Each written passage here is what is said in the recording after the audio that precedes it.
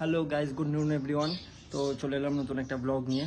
তো আমার সাথে জুড়ে থাকো, তো অনেক ইনফরমেশন তোমাদের আমি দিতে থাকবো, ঠিক আছে? তো welcome to my channel Bengal warrior. তো যেটার জন্য আমরা অপেক্ষা করছিলাম, ঠিক আছে, বেসিক্যালি জিডির এক্সামটা অনেক দিন হয়ে গেছিলো, মোটামুটি 3 থেকে 4 মাসের কাছাকাছি। তো যারা এক্সাম দিয়েছে ভাই বোনেরা, তাদের জন্য একটা খুশির খবর আছে যে কালকের দিনে জিডি রেজাল্ট বেরিয়েছে, ঠিক আছে? তো আমি কাজবাজ করছিলাম আমার পার্সোনাল, তো আমার যে গ্রুপ আছে, গ্রুপের মধ্যে টেক্সট এলো যে এরকম বেরিয়েছে, রেজাল্ট বেরিয়েছে, সবাই চেক আউট করে নাও, ঠিক আছে? তো আমিও দেখে খুব ভালো হলাম, হ্যাপি হলাম যে ফাইনালি বেরোলো, ঠিক আছে? তো অনেকের আশা ছিল যে এই জিনিসটা, যে রেজাল্টটা কবে বেরোবে, ঠিক আছে? অনেকটা একটা নিজের মধ্যে থাকে যে কখন বেরোবে, কখন ফিজিক্যাল হবে, কখন মেডিকেল হবে। তো এইসব জিনিস অনেকের ফার্স্ট অ্যাটেম্প্ট আছে, অনেকের আবার লাস্ট অ্যাটেম্প্টও আছে, যে এই যে আমি পাবো কি না, অথবা আমার এটা তো হবে কি না, কিংবা আমি পরের এটা না হলেও আমি পরে আবার কোন প্রিপারেশান আমি নেব, ঠিক আছে? সব কিছুর একটা মানুষের মধ্যে থাকে, মনের মধ্যে। তো যাই হোক, যাদের যাদের নাম এসছে অথবা যাদের যাদের নাম আসুন, প্লিজ একটু আমার ভিডিওটা দেখো, কারণ যাদের যাদের নাম এসছে তাদের জন্য অনেক কংগ্রেচুলেশন। মেন হচ্ছে আমার টার্গেট হচ্ছে যাদের নাম আসেনি, তো ভিডিওটা তাদের জন্যও থাকবে, ঠিক আছে? বেসিক্যালি আমি কাউকে ইসে করে আমি ভিডিওটা বানাবো না, যে যারা পাস করেছে তাদের জন্য ভিডিওটা, অথবা যারা ফেল করেছে তাদের জন্য ভিডিওটা, মানে আমি দুদিকেই তরফ থেকে আমি ভিডিওটা বানাচ্ছি, ঠিক আছে? প্রথমত বলে দিই, যারা পাস করেছো তাদের জন্য বেস্ট অফ লাক, ঠিক আছে? কিন্তু আমি একটা কথা বলবো, এত এক্সাইটমেন্ট হওয়ার দরকার নেই, কারণ দুটো এরপরে দুটো ধাপ আছে, ঠিক আছে? যেমন তোমার বেরোলো, কালকে মেরিটটা বেরোলো, তো বেরোনোর পর বেশি আমি দেখলাম না, 46 গেছে, 57 গেছে। আগে আমি বলে দিই যে কত নাম্বার গেছে, ঠিক আছে? বর্ডার ডিস্ট্রিক্ট জেনারেল, আর যেরকম আমাদের বর্ডার ডিস্ট্রিক্টে গেছে, ইউআরএ গেছে হচ্ছে 64, তারপরে বর্ডার ডিস্ট্রিক্ট এসটিতে গেছে 57, বর্ডার ডিস্ট্রিক্ট এসসি 59, ঠিক আছে? জেনারেল ডিস্ট্রিক্ট এসসিতে গেছে 67, এসটিতে গেছে 72, ইউআরএ গেছে 80, ঠিক আছে? আমি বলেছিলাম যে জেনারেল ডিস্ট্রিক্টে অনেক বেশি যাবে, ঠিক আছে? তো 80 যখন এখন আছে, মোটামুটি 100 আপ হয়ে যাবে, ওকে? তো এরপরও আরও দুখানা ধাপ আছে, যেরকম ফিজিক্যাল আছে, তারপরে মেডিকেল আছে, তারপরে ফাইনাল মেরিট আছে, ওকে? এরপরও বলা যায় না যে যাদের যাদের নাম এসেছে, ঠিক আছে, তারা যদি একটু গাফিলতি করে, তারা হচ্ছে তাদের ফিজিক্যালে কিন্তু ফেল করে যাওয়ার সম্ভাবনাও থাকে, ঠিক আছে? অথবা ফাইনাল মেরিটে আবার নাম না আসারও চান্স থাকে অনেকের আছে। তো আমি বলবো যে বেশি লাফালাফি করো না, যতটা আসছে সামনে, যেমন যারা ফিজিক্যালের জন্য ডাক পাবে, অথবা মেরিট যতটা কাট আপ আছে, কাট আপের থেকে একটু বেশি নাম্বার পেয়েছো, তারা ফিজিক্যালের জন্য তৈরি করো। নাম আসবে কি না আসবে না সেটা হচ্ছে ব্যাপারটা পরে, কিন্তু যা সামনে আসছে সেটার জন্য প্রিপারেশনটা নাও, ঠিক আছে? তো যদি ফিজিক্যালে যদি তোমার নাম থাকে, ঠিক আছে, কিন্তু কম নাম্বার থাকে, আমি বলবো যে ফিজিক্যালে যাও, দেখে আসো কীরকম কী হয়, তাহলে তোমার একটা এক্সপিরিয়েন্স হবে, পরবর্তীকালে ওই এক্সপিরিয়েন্সটা তোমার কাজে লাগবে, ঠিক আছে?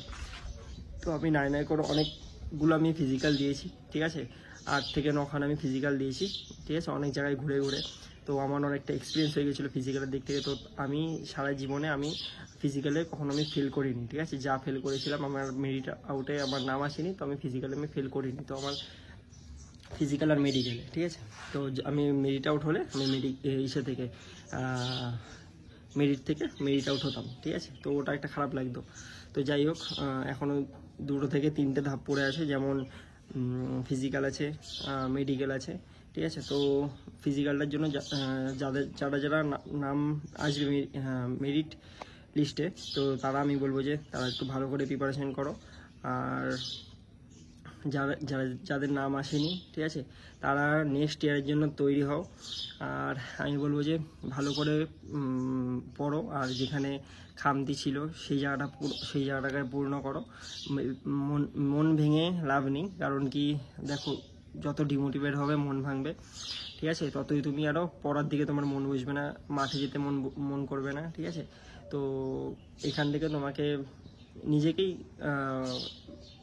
বেছে নিতে হবে কোন দিকে তুমি যাবে, যে একটা মানুষ যখন ব্রোক হয়ে যায়, ঠিক আছে, তারপরেও যে উঠে দাঁড়ায় সে হচ্ছে আসল ওয়ারিয়ার, ঠিক আছে। তো আমিও একটা টাইমে ফেল হয়েছিলাম, ঠিক আছে। যারা যারা ফেল করেছে, ঠিক আছে, ওরকম অবস্থা, আমারও ডিপ্রেশন, আমিও ডিপ্রেশনে গিয়েছিলাম। তো আজকে আমি এখন দেখো তোমাদের সামনে একজন প্রতিষ্ঠিত হয়ে আমি দাঁড়িয়ে আছি। তো যাই হোক, মন ভেঙো না।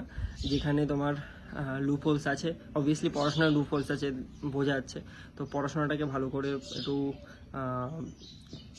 মন দিয়ে পড়ো, আর যেগুলো যেগুলো ইম্পর্ট্যান্ট যেগুলো আছে সেগুলো একটু ভালো করে পড়ো।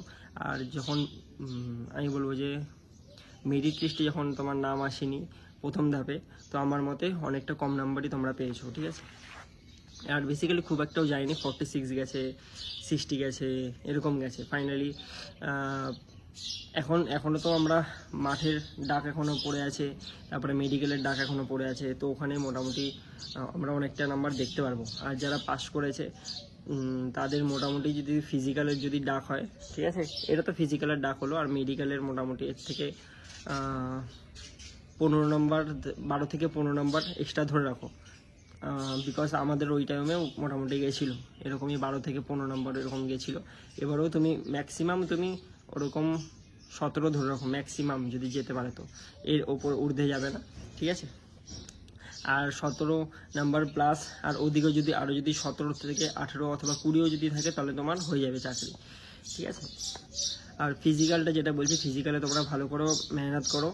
ফিজিক্যালে আমার মনে হয় না বেশি টাইম দেবে, ঠিক আছে। আর এই বছরের রিক্রুটমেন্টটাও আমার মতে যখন মেডিকেলটা যখন হবে তার পরপরই মেরিট লিস্টটাও বেরিয়ে যাবে। আর এখন মেরিট লিস্ট বেরিয়েছে, কিছুদিনের পরেই তোমার রানিংটা করে দেবে, ঠিক আছে। তো তোমরা বেশি টাইম পাবে না, অযথা টাইম ওয়েস্ট করো না। আমি বলবো যে ভালো করে দৌড়াও, ভালো করে প্র্যাকটিস করো। আর যদি কোনো টিপস লাগে আমাকে বলো, আমি সেই হিসেবে ভিডিও বানিয়ে দেবো, ঠিক আছে। আর যারা যারা পাস করেছে, ঠিক আছে, তারাও সামনের দিকে এগিয়ে যাও। আর যারা ফেল করেছে আমি বলবো না যে তারা পেছনের দিকে চলে যাও, তারা সামনে যে এক্সাম আছে সেটার জন্য ভালো করে প্রিপারেশন করো, ঠিক আছে। Best of luck. আর ডিমোটিভেট হয়েও না, ঠিক আছে। ডিমোটিভেট হয়ে আলটিমেটলি কোনো লাভ নেই, ঠিক আছে। আমি বলবো যে অলওয়েজ থিঙ্কিং আপ রাখো, ঠিক আছে।